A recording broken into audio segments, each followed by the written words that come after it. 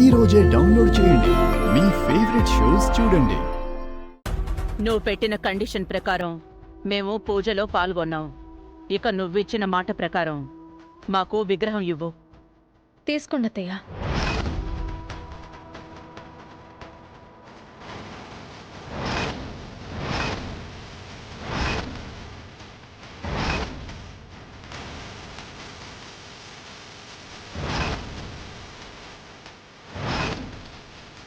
ఏమైంది వేదా?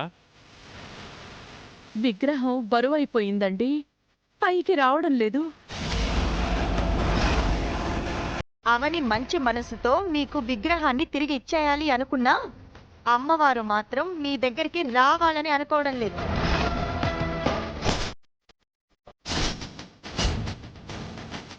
మళ్ళీ ఎప్పుడైతే మీరంతా మనుషులుగా మారి నా చెల్లెలి దగ్గరకు వచ్చి కాళ్ళు పట్టుకొని క్షమాపణ అడుగుతారో అప్పుడు అవని వస్తుంది, అమ్మవారు వస్తుంది.